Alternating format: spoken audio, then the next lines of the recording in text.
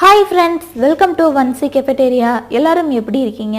இன்னைக்கு நம்மளோட சேனல்ல ஒரு சூப்பரான மாம்பழ பாயாசம் அல்லது மேங்கோ கீர் ரெசிபி தான் பார்க்க போறோம். இது ஒரு அருமையான கோடைக்கால டெசர்ட் ரெசிபி. இந்த ரெசிபி எப்படி செய்யறதுன்னு பார்க்கிறதுக்கு முன்னாடி நம்ம சேனலை இன்னும் நீங்க சப்ஸ்கிரைப் பண்ணலனா சப்ஸ்கிரைப் பண்ணிக்கங்க. கூடவே நோட்டிஃபிகேஷன் பெல் சிம்பலையும் கிளிக் பண்ணிக்கங்க. இப்போ இந்த ரெசிபி எப்படி செய்யலாம்னு பார்க்கலாம் வாங்க. அதுக்கு வேணுங்கிற இன்கிரிடியன்ட்ஸ் எல்லாம் எடுத்து வச்சிருக்கேன். இது வந்து 2 பேருக்கான அளவு. இந்த பாயாசம் கொஞ்சம் அதிகமாக பண்ணணும் அப்படின்னா இன்க்ரீடியன்ஸோட அளவை அதிகப்படுத்திக்கோங்க. இப்போ இந்த மாதிரி ஒரு அகலமான பாத்திரம் எடுத்துக்கலாம். அது நல்லா ஹீட் ஆன பின்னாடி அதில் 1 கப் அளவு காய்ச்சாத தண்ணி சேர்க்காத பால் ஆட் பண்ணிக்கோங்க. கூடவே பாஸ்மதி அரிசியை பவுடர் பண்ணி ஆட் பண்ணியிருக்கேன். 1 டீஸ்பூன் அளவு பாஸ்மதி அரிசியை மிக்சியில் ஆட் பண்ணி லைட்டாக பவுடர் பண்ணி அதில் ஆட் பண்ணிக்கலாம். பாஸ்மதி அரிசி இல்லை அப்படின்னா ரவை கூட ஆட் பண்ணிக்கலாம். 1 டீஸ்பூன் ரவையை லைட்டாக ட்ரை ரோஸ்ட் பண்ணி இந்த மாதிரி பால் ஆட் பண்ணிக்கலாம். பால் நல்லா ஹீட் ஆன பின்னாடி அதில் 2லேருந்து 3 டீஸ்பூன் அளவு பாலை ஒரு கிண்ணத்தில் எடுத்துக்கலாம். எதுக்காக அப்படின்னா குங்குமப்பூ மிக்ஸ் பண்ணுறதுக்காக. இது ஒரு நல்ல கலரையும் கொடுக்கும், ப்ளஸ் நல்ல குளிர்ச்சியும் கூட. மாம்பழம் வந்து உடம்புக்கு ஹீட், அதனால் குங்குமப்பூ ஆட் பண்ணிங்க அப்படின்னா ஒரு நல்ல குளிர்ச்சியை தரும். இப்போது பால் நல்லா பொங்கிருச்சு. இந்த டைமில் சுகர் 3/4 கப் அளவு ஆட் பண்ணியிருக்கேன். சுகர் நல்லா மிக்ஸ் ஆகிற அளவுக்கு ஆட் பண்ணிக்கலாம். இனிப்பு ரொம்ப சாப்பிட மாட்டீங்க அப்படின்னா சுகரோட அளவை குறைச்சிக்கோங்க. ஒரு 1/4 கப் கூட குறைச்சிட்டு 1/2 கப் கூட ஆட் பண்ணிக்கலாம். ஏன்னா மாம்பழமும் நல்லா இனிப்பாக இருக்கும், அதனால் சுகரோட அளவையும் மாம்பழத்தோட அளவையும் கரெக்ட் பண்ணி ஆட் பண்ணிக்கோங்க. இனிப்பு எப்படி சாப்பிடுவீங்களோ அதுக்கேற்ற மாதிரி. இப்போது குங்குமப்பூவை அதில் ஆட் பண்ணியாச்சு. பாலில் கரைச்சி குங்குமப்பூவை ஆட் பண்ணியாச்சு. கூடவே ஏலக்காய் தூளையும் அதில் ஆட் பண்ணியாச்சு. 1/2 டீஸ்பூன் அளவு ஏலக்காய் தூள் ஆட் பண்ணியிருக்கு.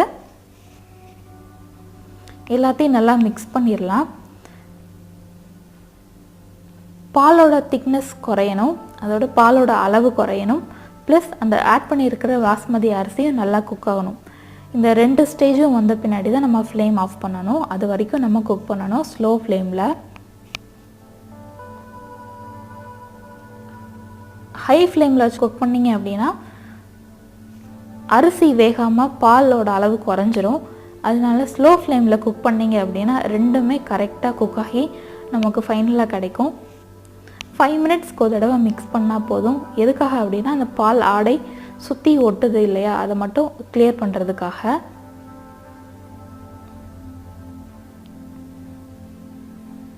இப்போ முன்னாடிக்கும் இப்போக்கும் டிஃப்ரெண்ட் உங்களுக்கு நல்லா தெரியும். நல்லா திக்காக இருக்குது.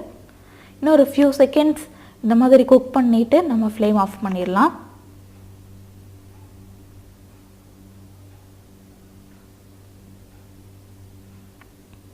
இப்போது ஃப்ளேம் ஆஃப் பண்ணிவிட்டு ஒரு பவுலில் எடுத்தாச்சு. அதை ஒரு பவுலுக்கு ட்ரான்ஸ்ஃபர் பண்ணிடலாம். இப்போ எதுக்கு இன்னொரு பவுலுக்கு மாற்றுறோம் அப்படின்னா அதில் மேங்கோ பல்ப், முந்திரி, பாதாம் எல்லாத்தையும் மிக்ஸ் பண்ண போகிறோம். ஒரு மாம்பழத்தில் பாதி மாம்பழத்தில் தோல் சீவி அதோட பல்ப் மிக்சியில் அரைச்சி எடுத்திருக்கேன். அடுத்து ஒரு பாதி அளவு மாம்பழத்தை குட்டி குட்டியாக கட் பண்ணி எடுத்திருக்கேன். தோல் ஒரு சில மாம்பழத்தில் கசக்கும், இல்லாட்டி ரொம்ப தடிமனாக இருக்கும். ஒரு சில மாம்பழத்தில் தோல் ரொம்ப தின்னாக இருக்கும். மாம்பழத்து கூட சேர்த்து சாப்பிட்றதுக்கும் நல்லா இனிப்பாக இருக்கும். அதனால் அதுக்கேற்ற மாதிரி தோல் இருக்கிற மாதிரி இல்லாட்டி தோல் இல்லாத மாதிரி பீசஸாக எடுத்துக்கோங்க.